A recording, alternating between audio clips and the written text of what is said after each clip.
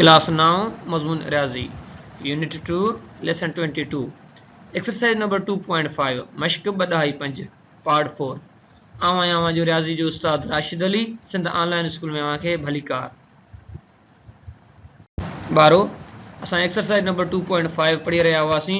अॼु असां हिन लेक्चर में क्वेश्चन नंबर 3 सॉल्व कंदासीं। हिन में इहा ॻाल्हि पियो करे त जेकॾहिं log 2 is equal to 0.3010 log 3 is equal to 0.4771 and log 5 is equal to 0.6990 then tapoe find the values of the following without using table। तो हेठियां जेकी टर्म आहिनि उन्हनि जी वैल्यूज़ फाइंड आउट करियो टेबल के इस्तेमाल करण खां सवाइ। इन जो मतिलबु इहो त असांखे टेबल बि इस्तेमालु न आहे करणी, इन में असांखे कैलकुलेटर बि इस्तेमालु न आहे करणो। हाणे असां वटि पहिरियों नंबर जेको सम आहे उहो आहे log 15। असां सॉल्यूशन लिखियोसीं, उन खां बाद में पहिरियों स्टेप सेम ॿारहों। हाणे ॾिसो हिते आहे 15, त हाणे असां इहो कीअं कंदासीं जो असांखे 15 जी वैल्यू मिली वञे। हाणे छा कंदासीं ॿारो, असां इन 15 खे टोड़ींदासीं, पर असांखे ॿ उहे नंबर खपनि जेकी हिते गिवन हुजनि। सपोज़ कयूं हिते जेकॾहिं हिते 2 आहे, 3 आहे ऐं 5 आहिनि, छा असां के 2 नंबर खणी या 3 नंबर खणी जेकॾहिं मल्टीप्लाई कयूं त छा 15 असांखे मिली सघे थो? जी हा, बिल्कुलु। कीअं? हाणे ॾिसो, हीअ 3 आहे, हीअ 5 आहे, 3 5 15। हाणे इहा त असां जनरल हिकिड़ी ॻाल्हि सिधी करे वियासीं न, पर हिकिड़ो कोन जो को अहिड़ो मेथड हुजे जंहिंजे वसीले असां इन शइ खे सम्झी सघूं। जी हा, बिल्कुलु। हाणे असीं छा कंदासीं, इन 15 जा फैक्टर कढंदासीं। ठीकु आहे, हाणे अचो हिते लिखंदासीं त 15 ॿारो सां 15 जा फैक्टर कढंदासीं। सभ खां पहिरियां असां नंढे खां नंढी जेका टेबल हूंदी आहे उहा लॻाईंदासीं। 2 जी टेबल वेंदी बिल्कुलु बि न, हाणे 3 जी वेंदी। हिन ते हिन असां हिन ते 3 जी टेबल हणंदासीं, 5 टाइम वई। हाणे ॿी कहिड़ी वेंदी? 5 जी 1 टाइम। अहिड़े तरीक़े सां असांखे 3 ऐं 5 2 जुज़ा मिलिया, जंहिंखे असां मल्टीप्लाई कंदासीं त पोइ असांखे छा मिली वेंदो? 15। त पोइ हाणे असां लिखंदासीं त is equal to log 5 into 3। अहिड़े तरीक़े सां हाणे ॾिसो, ही नंबर जेके ॿई मल्टीप्लिकेशन में पिया आहिनि। log जो हाणे हिते मल्टीप्लिकेशन वारो फॉर्मूला अप्लाई थींदो, उहो कीअं आहे? उहो आहे त log m into n is equal to log of m plus log of n। हाणे हिते m जी वैल्यू आहे 5 ऐं n जी वैल्यू आहे 3। त हाणे इहे वैल्यूज़ इन फार्मूला में पुट करे वेंदासीं। पोइ सम कीअं थींदो? थींदो is equal to log 5 plus log 3। अहिड़े तरीक़े सां हाणे हिते असां वटि log 5 जी वैल्यू गिवन आहे, उहा कहिड़ी आहे? उहा आहे ही। ठीकु आहे। ऐं log 3 जी वैल्यू गिवन आहे, उहा कहिड़ी आहे? log 3 जी वैल्यू असां वटि ही पई आहे। ठीकु आहे। हाणे हीअ वैल्यू असां रखी वेंदासीं ॿारो। हाणे log 5 जी असां वटि वैल्यू आहे 0.6990। पोइ ॾींदासीं प्लस log 3 जी जेका वैल्यू आहे उहा लिखी वेंदासीं, उहा आहे त 0.4771। हाणे छा थींदो हिते? हाणे असां हिनखे जोड़ करे वेंदासीं ॿारो। जॾहिं असां हिन ॿिनि वैल्यूज़ खे जोड़ कयोसीं त असांखे जवाबु छा मिलियो? जवाबु असांखे मिलियो त 1.1761। हाणे असां छा लिखंदासीं त log 15 इज़ इक्वल टू 1.1761। अहिड़े तरीक़े सां असांजो छा थी वियो? हीअ थी वियो आंसर ॿारो। हाणे असां वटि ॿियो नंबर टर्म आहे त log 64। log 64 जी जेका वैल्यू आहे फाइंड आउट करणी आहे। हाणे ॾिसो, असां 2 खे जॾहिं 6 दफ़ा पंहिंजो पाण में मल्टीप्लाई कंदासीं असांखे 64 मिली वेंदो। पर अचो त इहा ॻाल्हि असां फैक्टर जे थ्रू सम्झूं था। हाणे छा कंदासीं, असां 64 जा फैक्टर कढी वेंदासीं। ठीकु आहे। 2 दफ़ा वियो थियो 32, वरी 2 दफ़ा वियो थियो 16, वरी 2 दफ़ा 8, वरी 2 दफ़ा टेबल वई 4, वरी 2 दफ़ा टेबल वई 2, वरी 2 दफ़ा टेबल वई। ठीकु आहे। हाणे असां वटि हिते घणा फैक्टर थी था वञनि? ॾिसो, 1 2 3 4 5 6। इन जो मतिलबु इहो थियो त असां लिखंदासीं त is equal to log 2 into 2 into 2 into 2 into 2 into 2। अहिड़े तरीक़े सां हाणे जेको 2 आहे इहो 6 दफ़ा हिते मल्टीप्लिकेशन में पियो आहे। हाणे हिते बि log जो जेको आहे मल्टीप्लिकेशन वारो फॉर्मूला उहो अप्लाई थींदो। उहो कीअं आहे? उहो आहे त log m into n is equal to log of m plus log of n। अहिड़े तरीक़े सां।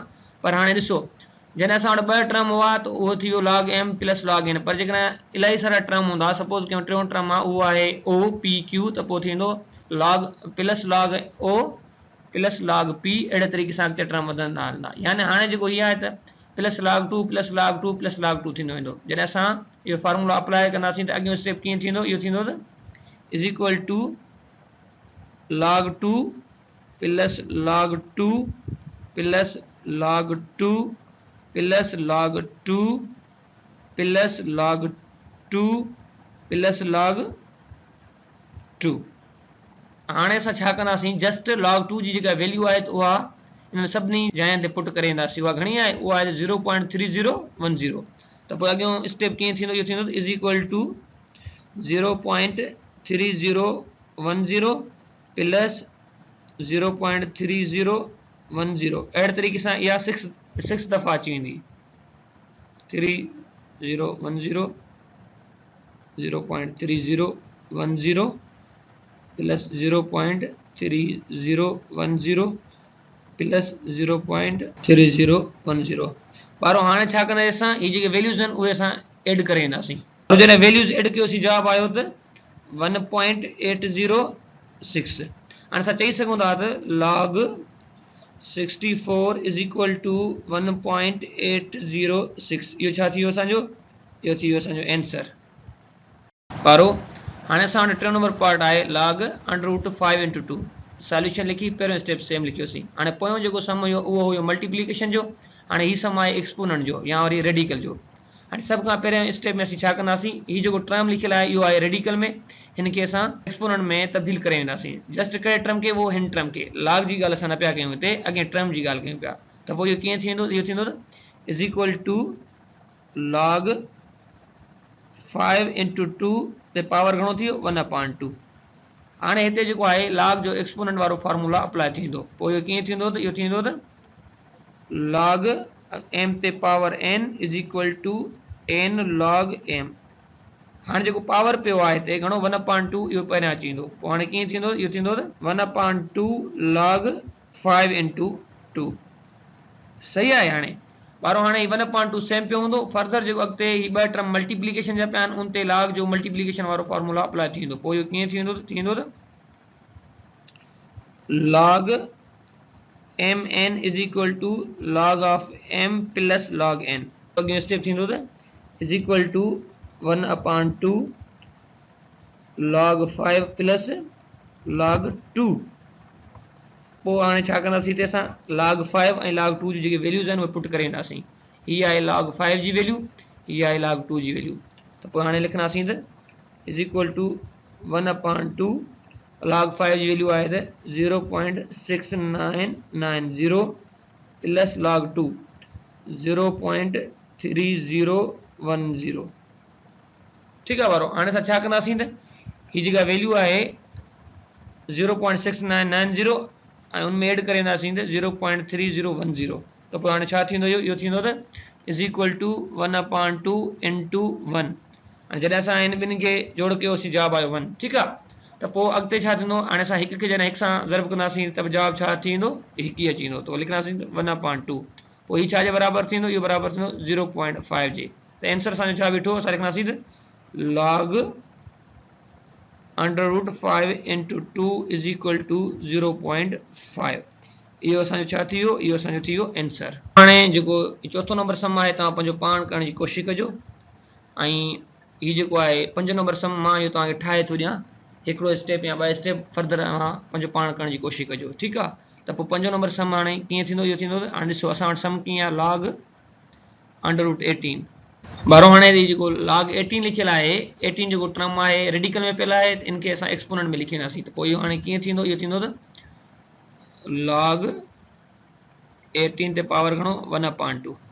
त अहिड़े तरीक़े सां ॿारो हाणे पहिरियां जेको आहे हिन ते ई फार्मूला अप्लाई थी वेंदो log m ते पावर n। ठीकु आहे। वरी अॻे स्टेप में छा थींदो, वरी असां अरिड़हनि खे टोड़ींदासीं। त अरिड़हं खे कीअं टोड़ींदासीं, असां अरिड़हं जा फैक्टर कढींदासीं। सही आहे। पोइ छा थी वेंदो, त पोइ असां हुन ते फार्मूलो मल्टीप्लिकेशन जो अप्लाई करे पोइ हिनखे सॉल्व करे ईंदासीं। साॻी तरीक़े सां हीउ जेको असांजो 6 नंबर पार्ट पियो आहे, इहो घणो आहे, 6 नंबर आहे log 30। ठीकु आहे ॿारो। हाणे इन खे बि असां छा कंदासीं त 30 जा फैक्टर कढे वेंदासीं, पोइ उहे मल्टीप्लिकेशन में रखे छॾींदासीं। त पोइ उन ते असां मल्टीप्लिकेशन जो फार्मूला अप्लाई करे पोइ असां उन खे सॉल्व करे छॾींदासीं। अहिड़े तरीक़े जा सम मां पोइ हिते कराए चुको आहियां, तव्हां उनखे हेल्प वठी सघो था। ॿारो हींअर असां वटि 8 नंबर पार्ट आहे log 5/√3। सॉल्यूशन लिखी पहिरियों स्टेप सेम लिखियोसीं। हाणे पोइ हिते जेकी असां सम कया हुआसीं, हिकिड़ो जेको हिकिड़ो नमूनो हुयो उहो मल्टीप्लिकेशन जो हुयो ऐं जेको ॿियो नमूनो हुयो उहो छा जो रेडिकल जो, यानी जॾहिं रेडिकल खे मटायोसीं पीछा में एक्सपोनेंट में। ठीकु आहे, हाणे हीउ जेको आहे डिवीजन, हीउ जेको सम आहे उहो डिवीजन वारो आहे, त असां हाणे हिन ते लॉग जो डिवीजन वारो फार्मूला अप्लाई कंदासीं। त उहो कीअं आहे, उहो आहे त log m upon n is equal to log m minus log n, अहिड़े तरीक़े सां। त पोइ हाणे अॻियों स्टेप छा थींदो, इहो थींदो त log 5 minus log under root 3। हाणे फर्दर जेको ही पार्ट आहे log अंडर रूट 3 इहो सिंप्लीफाई थींदो। असां वटि log 5 जी वैल्यू असां डायरेक्ट पुट करे था वञूं, पर असां पहिरियां हिनखे सिंप्लीफाई करे फर्दर हिन ॿिन्ही में वैल्यूज़ जेके पुट कंदासीं। त पोइ हाणे अॻियों स्टेप छा थींदो, इहो थींदो is equal to log 5 minus, हाणे हीउ जेको अंडर रूट 3 आहे छा में लिखियलु आहे, रेडिकल में, असां हिनखे छा में मटाईंदासीं, एक्सपोनेंट में। त पोइ इहो कीअं थींदो, इहो थींदो त log 3 ते पावर घणो 1/2। हाणे वरी जेको ही पार्ट आहे log 3 ते पावर 1/2, इन ते log जो एक्सपोनेंट वारो फार्मूला अप्लाई थींदो। उहो कीअं आहे फार्मूला, इहो फार्मूला ईअं आहे त log m ते power n is equal to n पहिरियां अची वेंदो log m। त पोइ इहो सम हाणे कीअं थींदो, इहो सम थी वेंदो त log 5 माइनस 1/2 log 3। हाणे छा कंदासीं, हिते log 3 जी वैल्यू पुट करे वेंदासीं ऐं हिते log 5 जी वैल्यू पुट करे वेंदासीं। त हिते लिखंदासीं इज इक्वल टू log 5 जी वैल्यू घणी आहे, log 5 जी असां वटि वैल्यू आहे त 0.6990 माइनस 1/2 साॻियो रखियोसीं ऐं जेको log 3 जी वैल्यू आहे उहा log 3 जी वैल्यू आहे त 0.4771, अहिड़े तरीक़े सां।